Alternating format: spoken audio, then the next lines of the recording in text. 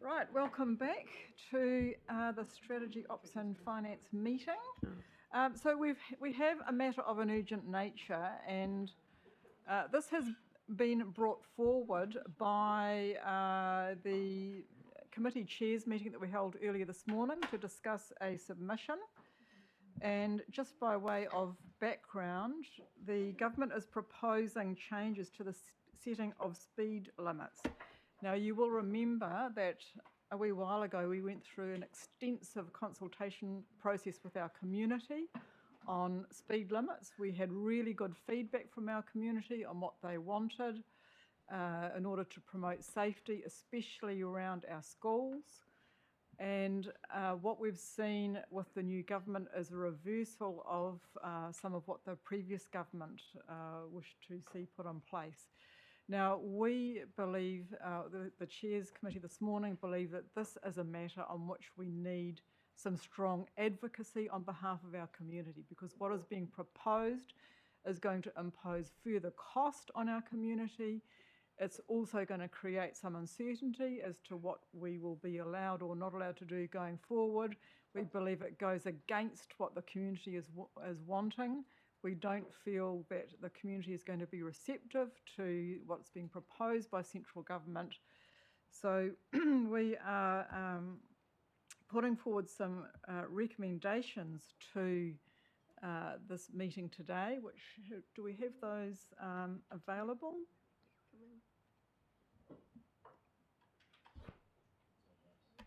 It's on here. It'll be on the screen. On the screen. So the recommendation is that the Strategy, Operations and Finance Committee note and endorse the submission to the Ministry of Transport on the speed limit changes and request the Mayor write to the Minister and central government representatives outlining Council's concerns with the proposals. So you all have available to you a copy of the submission that we discussed this morning. And we have with us Hamish, who's going to speak to that submission and some of the significant points that we need to be aware of. Thank you, Hamish. Yeah, kia ora koutou. Thanks very much. Just in regards, it's really good context to the changes. What's been proposed by the Ministry of Transport is to replace the pre-existing land transport rule setting a speed limit was introduced in 2022, and that of course is where our most recent speed management plan has been developed from. Just touching on some of the components that sit within that and reflecting some of the comments to the changes is taking through in the draft that's available online on the hub. Some of the elements that are looking to be introduced such as cost-benefit analysis for the assessment of the appropriate speeds for the roads. There's other suggestions in there about how we can strengthen consultation requirements for engaging with local communities about appropriate speed limits. There's also some approaches proposed in the draft rules about setting standardised hours and approaches for how speeds are managed around schools. And also there's some rules and changes proposed in there that would actually reverse some of the speed limits that have been identified and agreed as part of our speed management plan as well. So overall, some of those changes, and they're outlined alongside a few others within the submission itself, but as mentioned, they present a certain level of uncertainty, particularly with regards to the recent speed management plan process that's been undertaken with the community, and those both the kind of speeds that have been identified and set, but also the infrastructure that's been proposed and agreed to roll out and support those. And that in and of itself, some of the proposals will look to introduce additional costs to the processes going forward as proposed, but also potential costs against what's been spent to do this process to date, and to make changes and adjustments that might come out. And then lastly, around that community engagement, there has been significant engagement to develop the current speed management process. So any changes to that would obviously not necessarily reflect what the community's feedback and desires have been provided to date. So it puts council in quite an awkward position, having undertaken a substantive piece of work, but also how that might have to be undone and redone over coming years, depending on what the outcomes of the process were. I just want to add to that the comment around cost. and you can read through the submission now or offline, but essentially it is further unbudgeted mandate that is coming into communities, which we are in total estimating is around 1% rate impact. So in addition to that, it is obviously not or is dismissing steps and work that we've already undertaken with our community.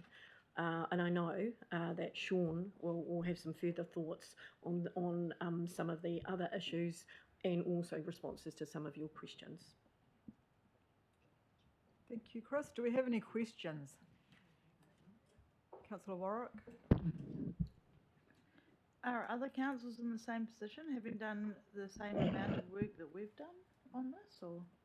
Some councils haven't done as much as us, but they're certainly all in the same position as to trying now to adapt and respond to the proposed changes. So one of the other key things is the speed management rule that came in 2022. So NZTA, I think they took about 8 to 9 months to come up with some guidance as to how we were able to or should look to comply with that. So this, again, change in legislation will also then be followed by another period of uncertainty while NZTA develop the guidance as to how we're able to comply with it. So it adds that more uncertainty, and as Chris has mentioned, costs. So it took us a year, 14 months to go through the consultation and engagement with the previous speed management planning work. You know, that's $250,000 worth of work. This again adds another. It makes the speed management plan itself optional, but it also makes some of the stuff that we've got proposed unenforceable, and we won't be able to deliver on there's some changes in Valley Road, some speed limit stuff there. They're taking away some of the blanket approach to town centre type 30 kilometre an hour speeds. There's problems around how it overlaps with schools, where you've got schools that interact in some of those areas as well. So there's a whole lot of changes that it's unclear as to how it will actually work. It will prevent us from doing stuff we've already engaged with in terms of the community, and it will add more cost if we are looking to make changes in the future. The specific requirement for a benefit cost analysis for every road that you're looking at making a change on will add significant cost if we want to do that in the future. And again, having a uniform speed management plan approach and a regional approach sitting over the top of that gives a lot more certainty as to how we manage speed limits, whereas reverting back to where this is sort of heading to the old system is much more ad hoc, much more reactive, I guess more cost, and at odds with what the community have asked us to do. So the principle-based approach, which is where we had worked to, is basically replaced with a much more regulated, directed approach, supported by more information that is often very subjective. I mean, in terms of a business case or a benefit cost analysis for any particular road might be, you know, the parameters are totally different. So applying that type of mechanism might work for a section of state highway maybe, but for local councils to have to manage that type of approach on 300 kilometres of, I mean, that's just us, but you times that by the other 68 local authorities in the country, how much extra cost that will put back onto councils to manage, and then puts us back in the middle of that tension between communities that want to see speed managed and safety as an issue, and some people that are quite happy to, you know, travel at whatever speed they choose to get from A to B. So it isn't it's certainly not very helpful, and will mean that we won't be able to implement the Paikokariki changes, the Te Horo changes, and again we're still trying to get a head around how we deal with the school changes too, in terms of hours of operation and how they overlap with the approach to this blanket wide treatment and the removal of those criteria. So it's, yes, not the best. I just want to note for anyone watching that Council absolutely in principle supports cost benefit analysis where it's appropriate and meaningful to use it.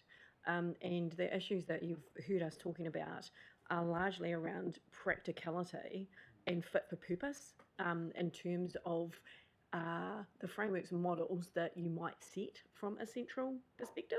So what we're putting on the table to you is the unintended implications which haven't been worked through.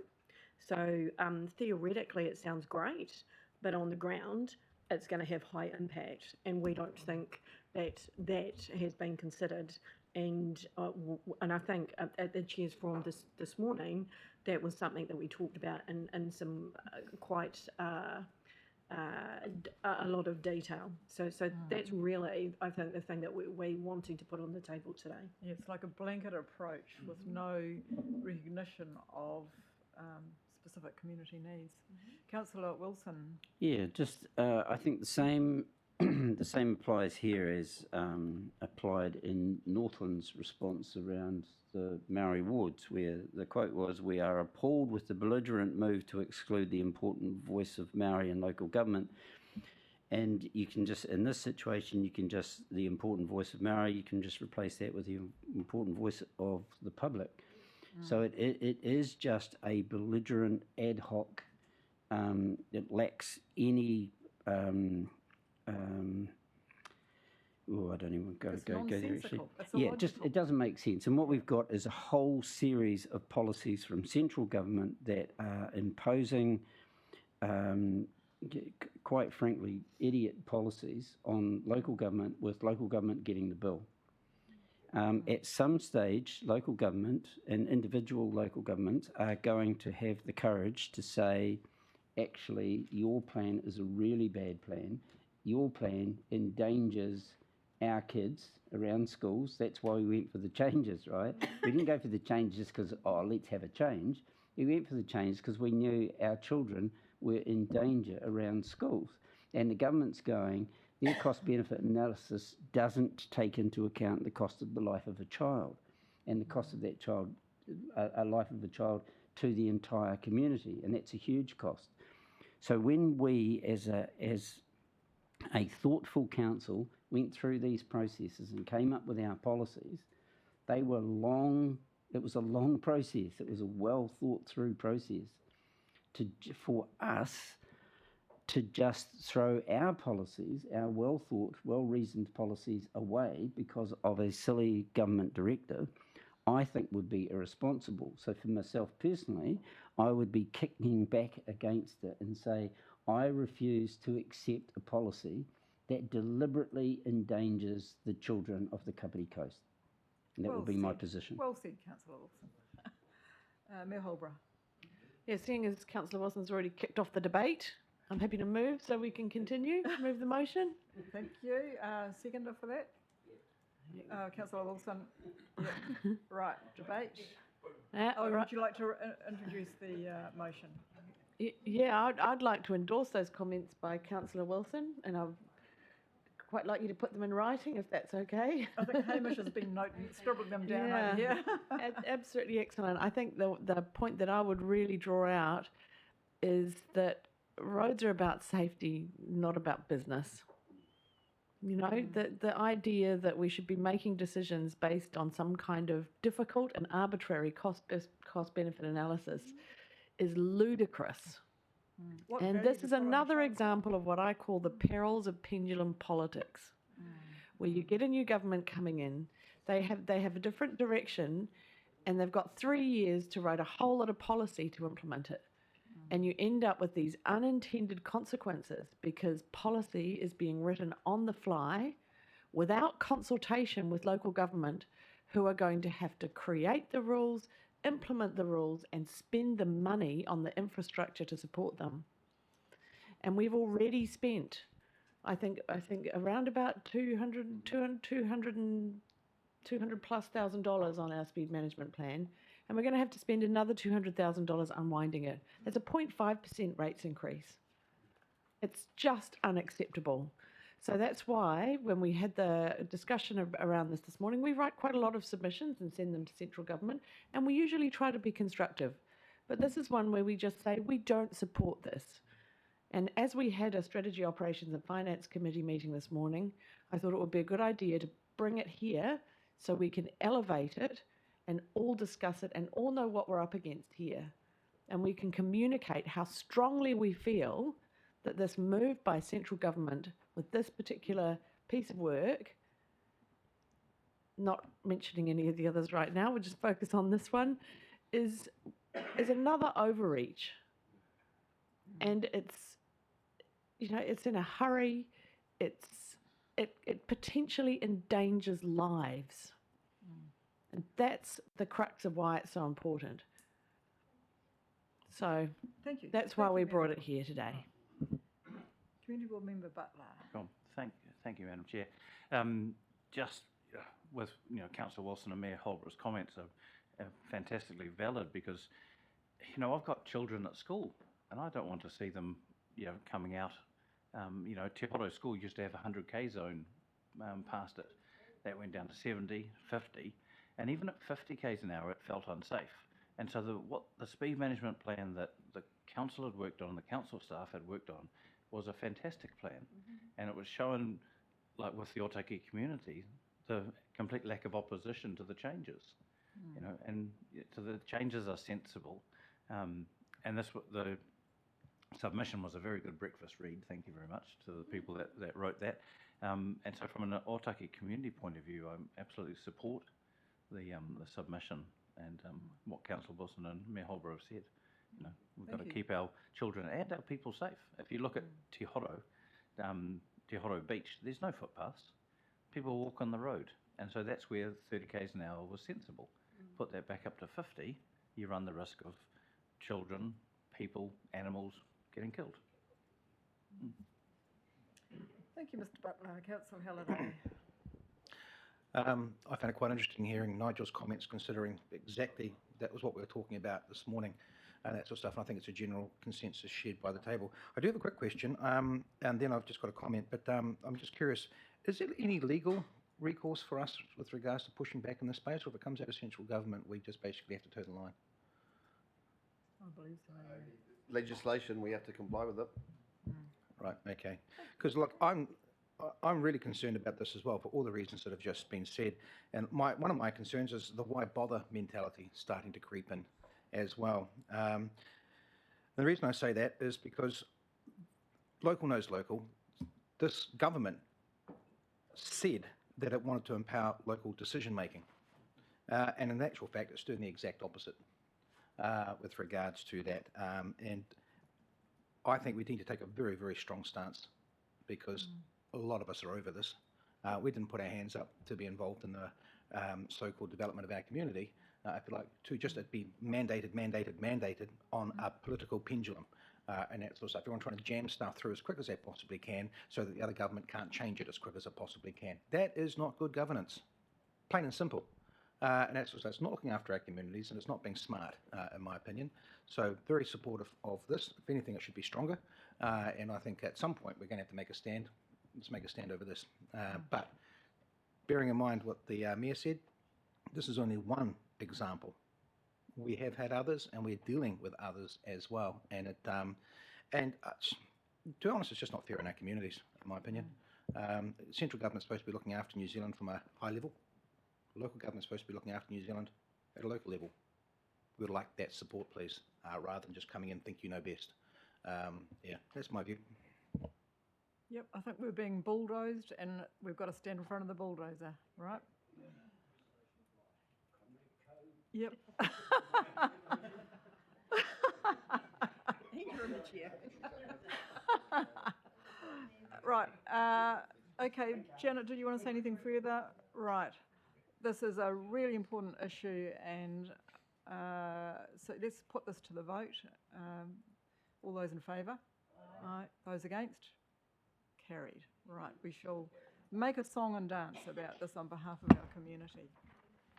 Thank you, everyone. Thank you, Mayor Holbrook, for bringing that to our attention as an urgent item. So now we move on to confirmation of the minutes. Do I have a mover for the minutes? Okay, moved by Deputy Mayor Kirby, seconded by Mayor Janet. All those in favour? Aye. Those against? Carried. And that brings us to our closing karakia. Who would like to volunteer for that? Mayor Janet, Mayor Holbrook. Kia tau ngā manakitanga ki runga i a tātou katoa. Kia hua ai te mā kihikihi e ki ana. Kia toi te kupe, kia toi te reo, kia toi te wairua, kia tau te Māori, ki roto i a mātou mahi katoa i tēnei rā. Home me hui, tai ki. Thank you very much indeed, everybody. A very civilised meeting. I just want to say, Liz, do you know what?